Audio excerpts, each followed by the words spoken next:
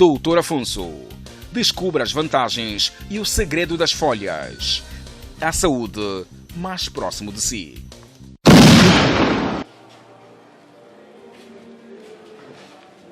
Papa Fonsi fin. Papa Fonsi fin. Toyaki na eko so dolala ki le binda kufi. Menzambo Papa Fonsi. O apesi biso makasi. Yo atelemi. Toyaki na eko mema. Ndaza bako sauter, na miso ko sauter. Toyaki na simba kuna. So dolala ki tonge tani nde bembe. Mais yo atelemi nzamba Papa Fonsi asali. Sai kana pesi baninga bataka tembe. Baya ko vivre Papa Fonsi. Ah pena lobi ko eza. Masolo pena ya kitoko eza donc nzamba Papa Fonsi a sala pena donc na yaki pena donc muta ko kufa mais nzamba Papa Fonsi asali ko nanga na telemi boui. Shalom povo de Deus. Merci beaucoup pour la bino batlozo tirer l'attention la biso. Obrigado por vocês que tenham tirado a vossa atenção sobre nós. Tolobaki que toye poto apprendre même na bana la biso. E dissemos que viemos também para aprender junto com nossos filhos. Ndenge batumi balobaki que la médecine traditionnelle naturelle já ya bazoba. Como muita gente tem dito, a medicina natural tradicional é para os boelos. Mais biso toyebisi bino eza bato ya bazoba te.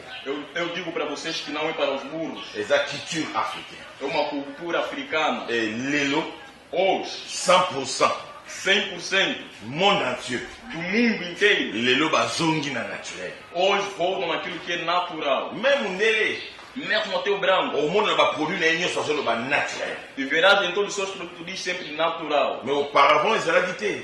Mas antes disso não existia. Mais sikoyo toye poto lakisa bino de quoi que nous sommes capables. Agora venho para mostrar a vocês do que é que nós somos capazes. Papa, Papá, yo mutu tozotala biso. você que está nos acompanhando, Maman, mamã, jeune garçon, jovem moço, jeune fille, jovem moça, jeune vieux. ou o jovem papá também, En tout cas, eza mpona mutu nyonso. é para todo mundo. L'hémorroïde tout d'abord ewuti wapi mpe ezalaka wapi. De onde surgiu a hemorroide e onde ela se encontrava? Hémorroïde ezali maladie oyo ezalaki frappé Hemorroide era uma doença que foi tragada epai ya bana Israël na kati ya Egypte. aos filhos de Israel dentro do Egito. E lokola désobéissance ezalaki mingi na kati ya Egypte, E conforme havia muita desobediência lá no Egito, Nzambe atrouvaki bon que il faut frapper bana ya pharaon na nzela ya hémorroïde. e Deus achou bom que tinha que bater, castigar o povo de Faraó no caminho da hemorroide. Wana bokoki kotanga yango bokozwa yango na badétronome je crois. E podem achar isso em Deuteronômio Êxodos. E soki tolandi maladi yango, E se você acompanhar em seguir essa doença, maladi wana ezali maladi moko ezali frappé na bato oyo baza kosala transgression ya loi. e essa doença atinge mais as pessoas que fazem, que transgredem a lei do Senhor. Okay. Mais biso awa Mas nós aqui tozongi na ndenge ya makomi. voltamos nas escrituras. C'est quoi l'hémorroïde? O que é a hemorroide? Na ndenge biso totangi Viu que nós acabamos de ler? yango tozopesa. E Deus estamos a dar. Mais tokopesa mpe na niveau ya intellectualisme internel. E daremos também ao nível intelectual eterno. sikoyo cela veut dire que nzambe nde moto aza koinspire nga azopesanga mayele mpona explike bino de quoi d'origine ya maladi nyonso. O Senhor quem está me dá inteligência, inspirado pelo Espírito Santo, vir mostrar por que, onde surgiu essa toda doença. tobandi liboso tokomi hémorroïde. Escrevendo primeiramente hemorroide. Hémorroïde. Hemorroide. Hémorroïde. Hemorroide. Définition. Definição.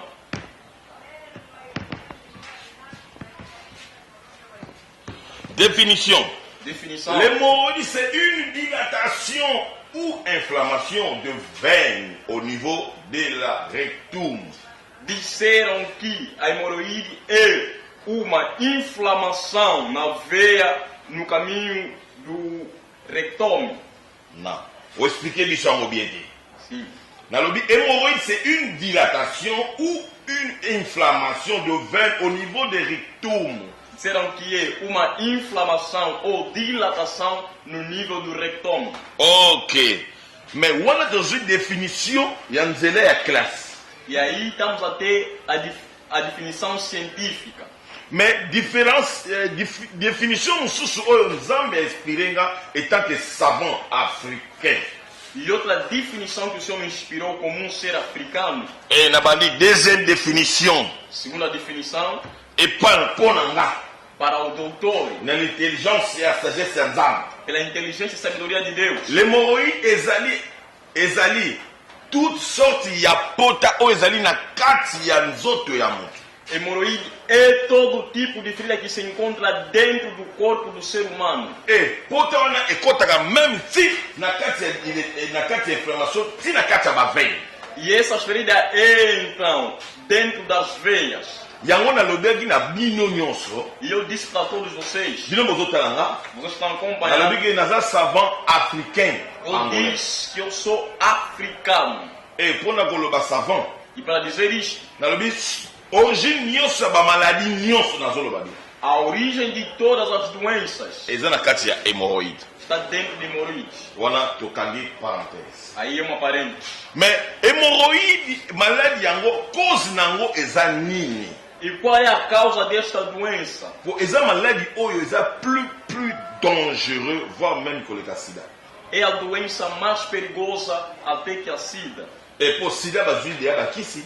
Porque a SIDA já tem remédios, E bazopesa mpe bakalma nango. também tem os seus calmantes. Mais hémorroïde jusqu'à maintenant. Mas a hemorroide até agora, Le blanc.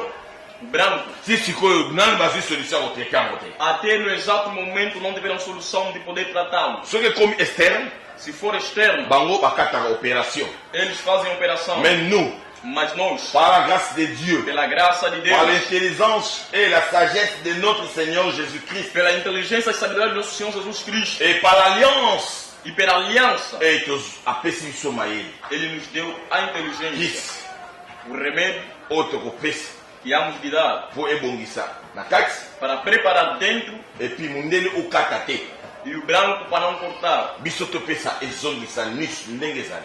E nós vamos dar para que o homem volte a ser do jeito que Mais é. première cause, Mas a primeira causa et ezali cause normale, é a causa normal. n'est pas connue, mais il y a quelques facteurs favorisants, Não é conhecido, mas há alguns fatores tels que que les aliments, os alimentos, biloko oyo toliaka. os alimentos que nós nos alimentamos, Bo biso toyebi ndenge ya kolia lisusu te. que nós não sabemos de que maneira podemos nos alimentar. Lokola bacondition un peu na Afrique. Conforme a condição é tão difícil em África, E yango moni bato bazolia biloko oyo ifale pale. estamos a ver pessoas a se alimentarem de coisas que não poderiam comer, Babiloko oyo mosusu ezali a sec. coisas que são secas, Bamikuwa. ossos. So tozoba babiloko ezali sec. E falando de coisas secas, Tozwi ndeti bashikwanga bakwanga ya makasi. vamos pegar, por exemplo, uma quiquanga, Tozwi bapin sec. e pegamos o peixe seco, uma calhau, En sorte nyonso tozoloba les aliments durs biloko oyo eza makasi. e na generalidade estamos a dizer alimentos duros. E biloko mpe il faut kotraite yango bien. E tais alimentos também devemos tratá-los muito bem. Ok, wana ezali bacause normale oyo eyebani bacause normale eyebani te me bakelke biloko oyo ezolakisaka ememaka hémorroïde. As coisas normais que não são conhecidas, mas algumas coisas que demonstram que pode causar a hemorroide. Wana ezali na A, Aqui é o primeiro grupo, que é A, D, B. o grupo B. Ezali baposition assise prolongée. São posições assim prolongadas. Okote ovanda trop. Você sentou muito. Omoni na kati ya règle même ya travail. Mesmo na disciplina do trabalho, E kati ya discipline wana mondele asalaki ntango 8 heures du temps ezali ya travail. o branco fez que 8 horas de tempo é para a pessoa poder trabalhar 8 heures du temps, il y a distraction, c'est-à-dire qu'on s'épanouit. e 8 horas de tempo de distração, quer dizer divertir-se, Et 8 heures du temps, il y a kolala. e 8 horas de tempo para você poder descansar. Mais nous, les Africains, Mas nós, os africanos, nous mélangeons tout. nós juntamos tudo. Nous travaillons comme les animaux. Nós trabalhamos como se fôssemos animais. Et yango zomona. Você está a ver? Le fait à forcer. O efeito de você forçar. Et il y a une maladie hémorroïde. É por isso que você vê que você tem a doença hemorroide. Aujourd'hui, à bien. Você não se alimenta em condições. Et ozo vanda. E você senta. Bando kotaki musala 8 heures. E você começou a trabalhar 8 horas. 6 heures. Até 10 a 6 horas. Tuna ba mindele nyonso. Pergunta até aos brancos. Bazala na ba heure ya almoço. Eles têm a hora de almoçar. A heure ya almoço on les a partir déjà à 12 heures jusqu'à 13 heures. A hora do almoço é já a partir das 12 horas e ponto até 13 horas. Ezalaka heure moko mpona se divertir moi moke. Talvez aquilo é para se divertir um pouco. Autant un mosusu baner ou bien tout échauffaki mingi place ovandaki. Talvez a cabeça começou a doer muito onde você estava sentado. Mais tant ozwi heure wana yango nde heure wana ezala moko s'épanouir moke. E quando você toma aquele bocado de repouso é para você tentar divertir-se Et um puis pouco. ozongi na mosala. Depois volta de novo para o À trabalho. partir déjà à 16h30 obligatoire. A partir de 16h30, obrigatoriamente, Wana mosala esi. o trabalho termina. Même bino ba chauffeur. Até os taxistas, Ntango ozosala mosala. quando você está a trabalhar, Il faut ozala même heure wana. a mesma hora, Heure wana aquela hora, cede mutuka epa moto mosusu. dá o carro, a viatura a uma outra pessoa, Ou bien yo opeigné. ou você descansa. Batailleur. Os costureiros, Eza ba maçon.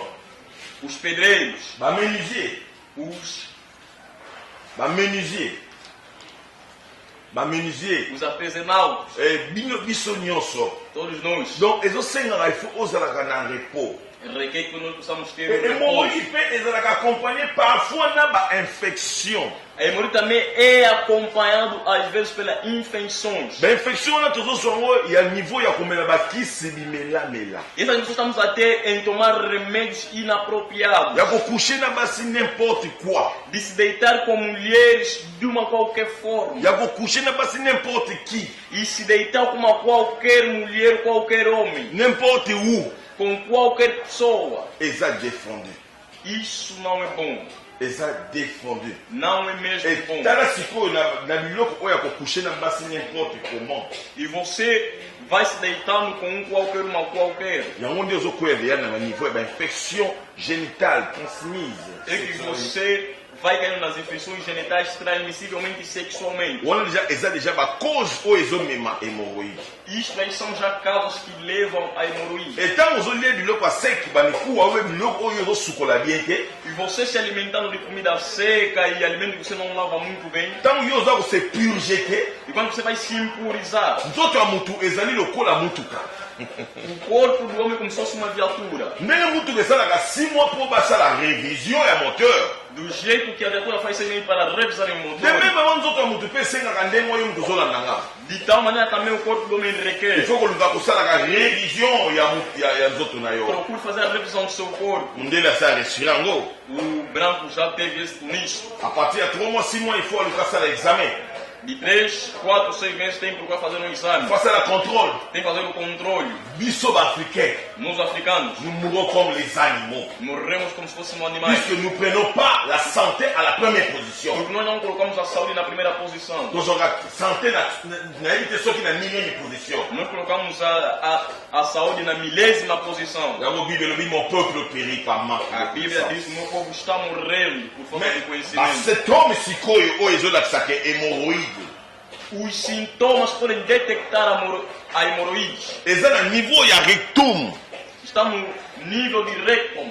Rectum yango oyo tozobenga yango nus. Rectum estamos a chamar o ânus. Et ntango ozomona déjà Quando tu tiveres a veres, ozomona badouleur na niveau ya nus, começar a ter dores, ozomona mikusa, sentindo comichões. bapapa mosusu basantaka nde eloko nyama moko azosolo na kati ya nus. E outros pais sentem que tem um animal que está a morder dentro. wana nyonso ezolakisa déjà que eza déjà septembre ya hémorroïde. São sintomas de detectar que você já tem hemorroide. mosusu ezali badémangaison. Outros são Badémangaison au niveau des rectum et par la mélane. Démangaison c'est-à-dire kovimba vimba. as inflamações. Kovimba vimba bapota. As inflamações e feridas. Et na niveau ya nus. No nível do ânus. Et présence ya coco, ya sel ya makasi. E a presença de fezes tão duro. E basymptômes ezali ebele. Há muitos sintomas. Oyo tolobi na bino oyo vraiment ezali remarquable. O que nós dizemos para vocês são as mais notáveis. Mais oyo ezali remarquable te yango tolingi toyeba noloba. As não são facilmente notadas. Eza na basymptôme mosusu ya badysenterie. Ou que se chama de disenterias. Eza na basymptôme mosusu ya batiment de cœur, estomac, motema moto. Batimento do coração, coração quente, ardente. Eza na basymptôme mosusu ya emagrecement ya nzoto ozokondakonda. E tem um sintoma que é emagrecer no nível do seu corpo. Eza mpe na basymptôme mosusu ya gordure ozovimba. Que você vai engordando como se fosse um balão. Eza na basymptôme mosusu barhumatisme na nzela ya makolo, ya mikuwa ya makolo, ozosanti makolo ezokangama yo ezovimba. E você está sentindo que os pés estão se bloquear, tendo câmbias. Ozosanti vo même ntina maboko, ozosanti maboko no ezokangama. E vai sentir que as mãos também estão a ter câmbia. Ozosanti ke motu ezobeta opamba. E uma enorme dor de cabeça. Ozosanti ke bauke ezosalama pamba. Você vai sentir que o coração vai batendo. Ozosanti ke manque d'appétit. E vai tendo falta de apetite.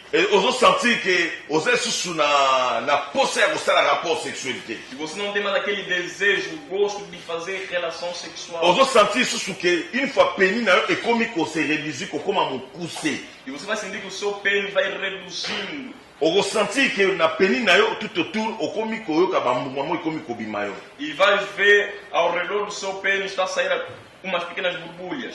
Ozosanti ke baconstipation ya makasi 2 jours 3 jours osala baseli ya makasi ozosala selite. E você vai ver fortes constipações durante 2 ou 3 dias. Ozosanti lisusu baarticulation nyonso ya nzoto ozosanti pasi kolembalemba. E você vai sentir nas artículas do seu corpo bastante dor e muito cansaço. Ozosanti lisusu ke nzoto ezosimba lisusu te po esalaka bamouvement nyonso. E você vai sentir que o seu corpo já não cede aos movimentos normais de um homem. Ozosanti lisusu éjaculation précoce. E vai sentir a ejaculação precoce. Donc une fois loko oza mobali soki kaka opénétre kaka na nzoto moi c'est 2 minutes ebele mbala moko E éjaculé. se você for homem, se você entrar no sexo de uma mulher, 2 minutos é muito chato. Ozosanti lisusu ke ntango oéjaculé kaka mama mpe posa ya kosala lisusu mpe ezaki. E você vai sentir que quando você ejacular, já não tem mais aquele desejo de voltar a fazer de novo. okosala même 1 semaine 2 semaines oyokaka no suku kosaka. Vai fazer uma semana, 2 semanas sem ter aquele desejo. Okosanti déjà bamikusa na niveau ya peni na yo. E vai ter comichão ao retorno do seu pênis. Wana na niveau déjà ya mobali.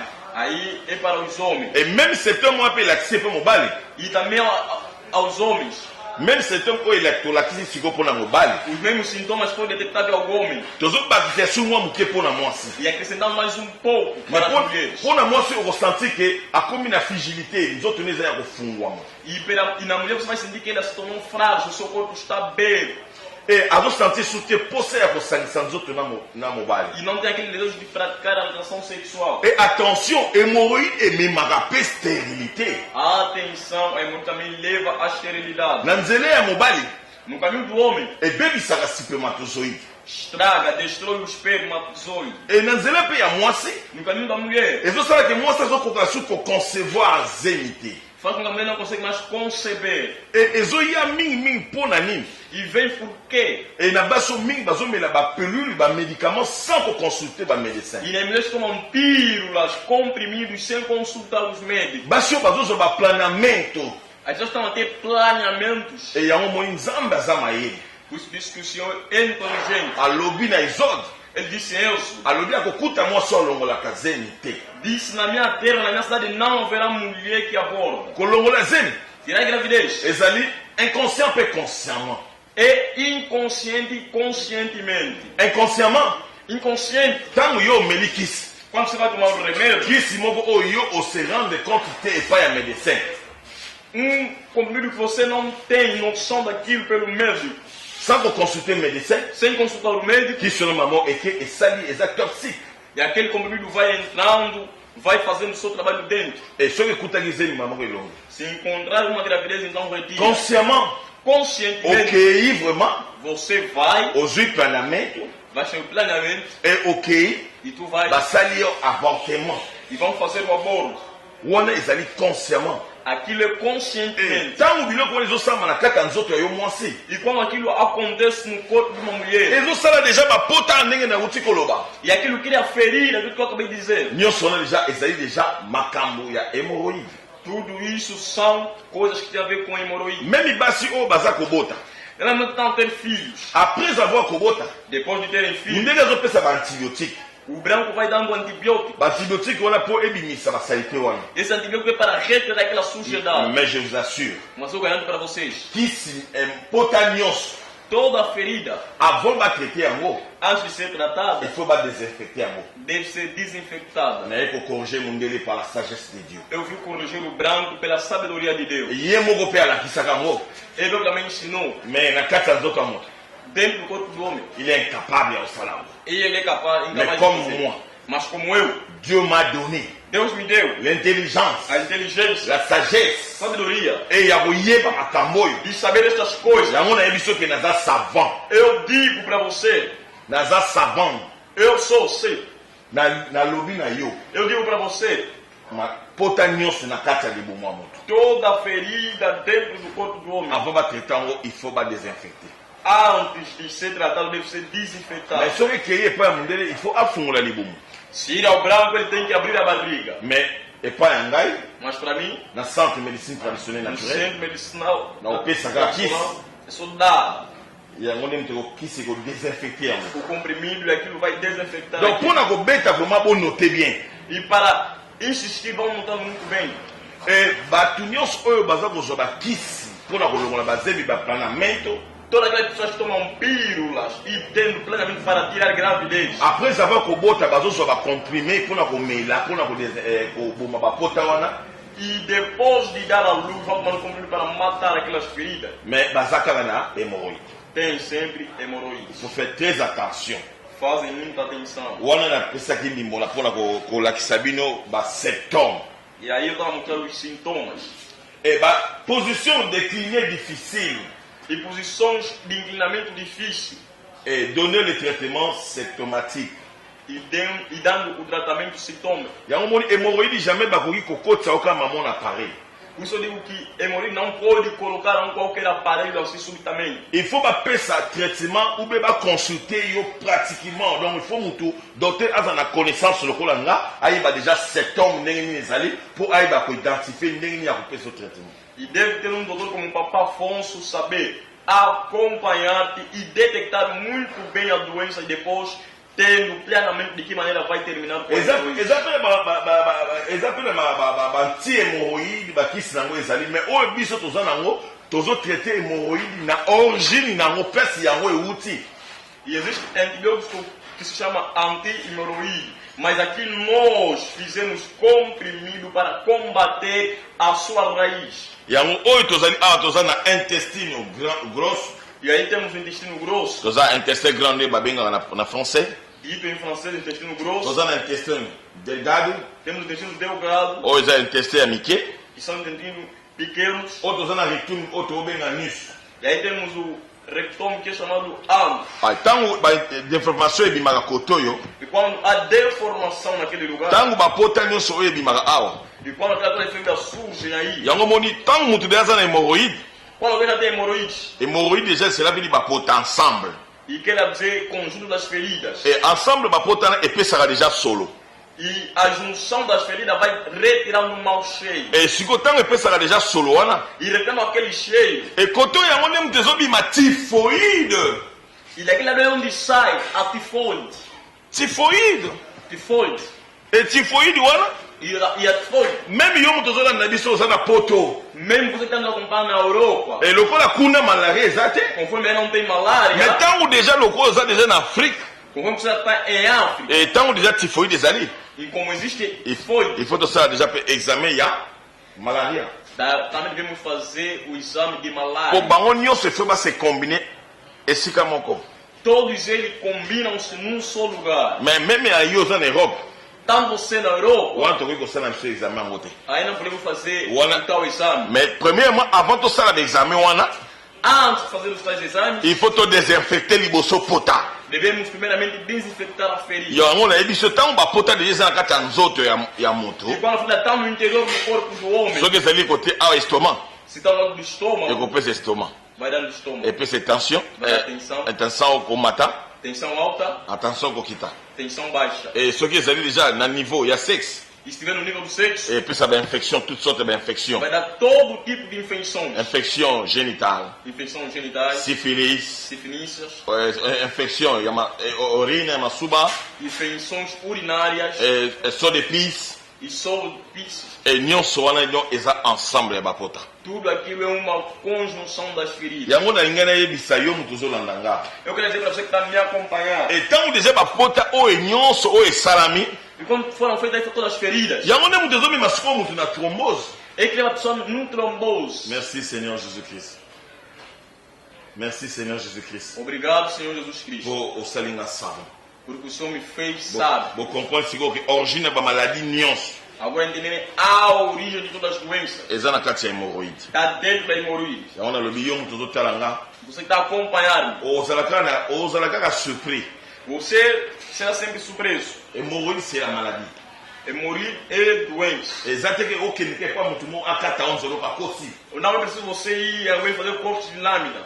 Mutu moko adivinare o te koko na bino mutu abwakeli yo te akosi. Alguém fazer desviação não, no seu avô que deixou essa doença, a mentira dele. Et tant que docteur, Como doutor, il faut consulter. deve consultar, Azala na connaissance ngana nango. ter o conhecimento que eu tenho, Ayeba saber a symptôme. os sintomas. Na montango oye pa docteur. Quando tu vires ao doutor, Docteur a junique na ye. o doutor pegar sua caneta, Azala consulter azala koma o eza a symptôme oye ayebi po identifier malade. fazendo a consulta e escrevendo para poder detectar os sintomas que ele sabe, para poder detectar também a doença. Eza obligatoire te maman atinda na kati appareil non. Não é obrigatório te mandar num aparelho, não. Appareil ça ni de payer pas beaucoup. O aparelho foi feito ao Mais homem, mutu faut ça na connaissance et loko oye azolinga pesa na nzoto ya mutu po mutali. mas o homem deve ter o conhecimento daquilo que ele quer transmitir ao homem para que o homem seja salvo. Yango na yebishi yo ke hémorroïde interne oza nango. Eu digo para você, a hemorroide interna que você tem, Hémorroïde externe, a hemorroide externa, fraqueza sexuelle, a fraqueza sexual, éjaculation précoce ejaculação precoce, et hypothèse sexuelle. impotência sexual, Nyonso yo oza nango tudo que tu tens eza résoudre na kati ya centre oyo. e tem a sua solução aqui neste centro, Na kati ya base ya nature. base da natureza, E bakisi oyo ezali naturel. os remédios naturais, Kisi oyo eza naturel o remédio natural ezongisa moto nature. faz ser o homem também natural.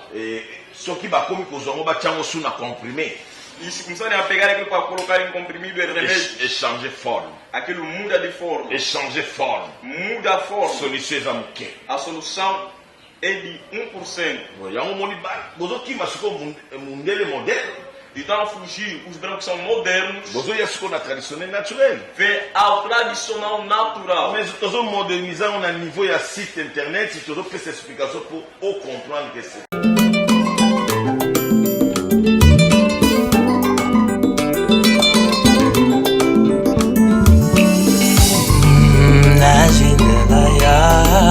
Botondio Yokalo yembo Oyo yasika Yambalo yembo Oyo yasika mwana